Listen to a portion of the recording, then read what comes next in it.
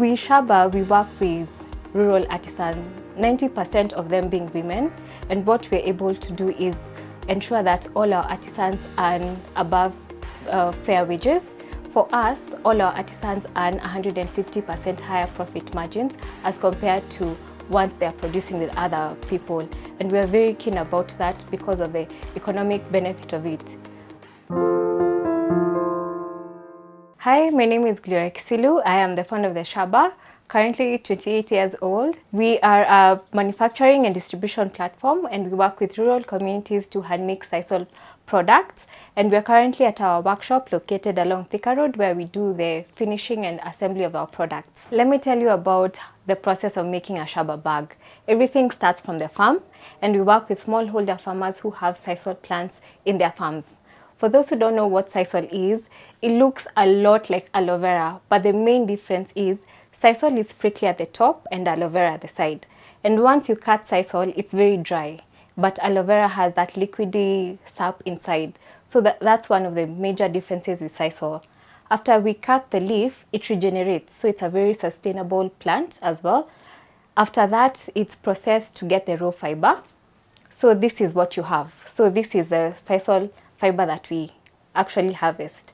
From that, then we roll the fiber into small threads, after which our artisans are able to weave them into small baskets, such as this.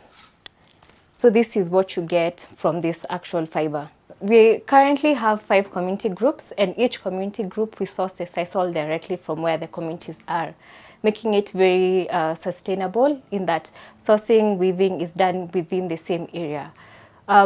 The most interesting thing about Shaba is once we work with our communities, we incorporate the aspect of tech.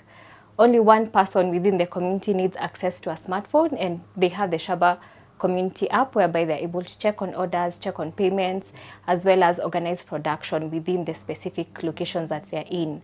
With this, we currently work with over 100 small-scale farmers and 350 artisans across the 5 different communities. Our key main communities are Machakos, Kitui, Makueni, Taita, and Kilifi. Those are our 5 communities that we currently operate in. The sisal base comes to Nairobi, which is in our workshop, and we are able to do the fabric and also the leather onto our bags. So once this comes to our workshop, we're able to check on the quality for the sisal to ensure that it is up to standard with the rest of the units that we produce, and after which we are able to complete it into this final product. With our sisal baskets, the main key elements are the leather, the sisal, and the fabric. So we source the fabric, we cut them into our specific units, and we are able to measure them. And as well as the leather, we source it directly from the tannery and we process it to get the leather strap. So this is the final product from the sisal. After now the completion of the actual finished product, what we do, we work with retailers across different sectors in Kenya, whereby they're able to stock our product, and they're able to do this via the Shaba Retailers app, which is a different app for retailers that incorporates the aspect of consignment, the minimum quantities, and also the shipment cost. So with that, retailers stock our product, so you'd find them in different locations in Kenya. But this year we're also exporting, so retailers can also stock up the product within different markets. Our key targets are the American market as well as the European market.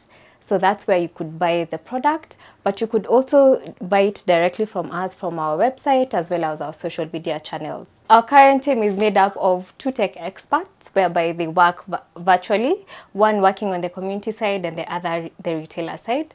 We also have our production team, we have our leather artisan, we have our fabric artisan, and we have someone coming in to help once in a while.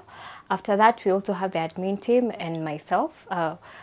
That's ideally the team structure of Shaba, but we hope to grow this to incorporate more elements and also increase our production in terms of the number of units of bags that we produce, play around with different designs, incorporate more communities to be able to take advantage of the benefits of being on the Shaba platform.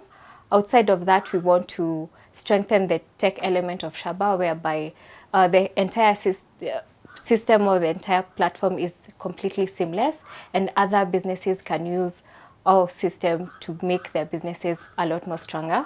And we're also really keen about having the Shaba experience, whereby people can come and learn and understand how the products are actually made from farm to bag, and have that hands-on experience with one of our artisans, with the weaving process, to get to understand the intricacies of the product, and also to understand, when we say it's a heritage craft, how does it look like?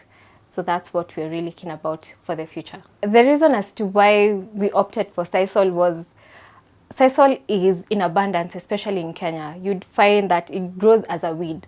So farmers traditionally had been growing sisal because there was an industry and a market for it, but the demand went slow. So you'd find that farmers currently are just planting the plant among the fences of their homesteads, and it's not giving them the economic benefit of the value that sisal actually has.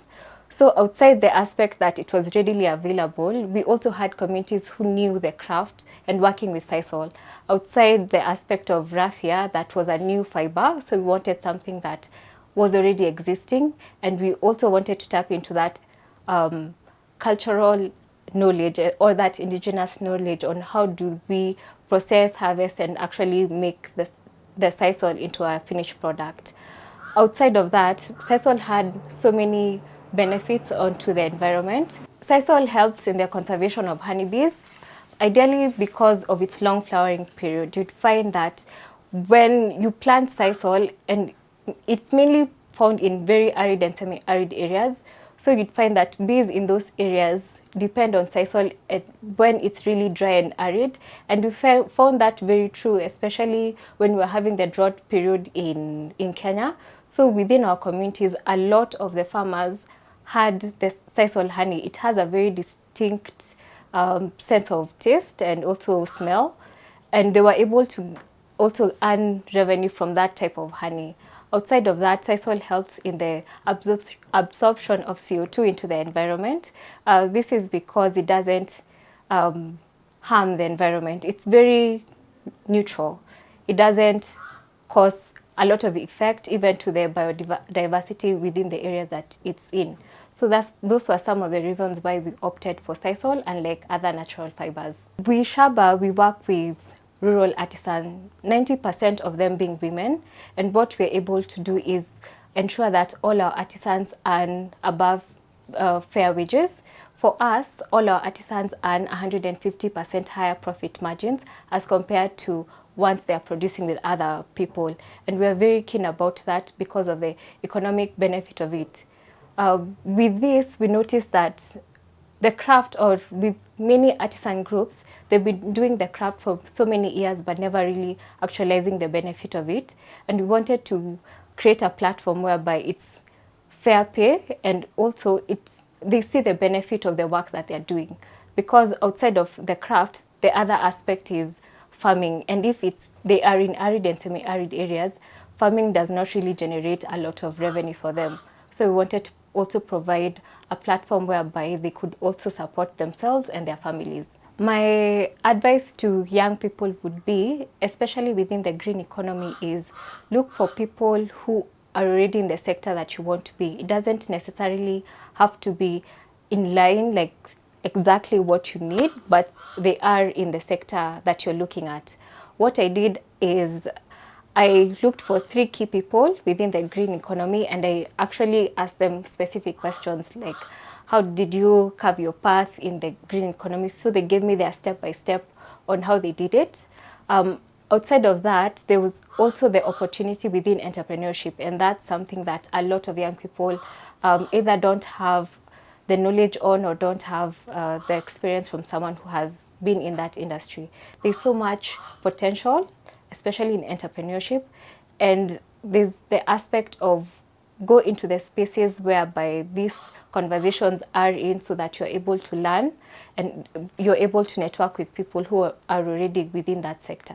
I do see the benefit of having a green business, and especially Shaba being a green business, not only for myself, the financial aspect, but also for so many others, because of the aspect of the business model, like the people we impact with the business that we currently have, our artisans, the people who actually come to our workshop, and also the people developing the tech. So we are seeing, or I am seeing, the benefit of Shaba within the sector that I am in.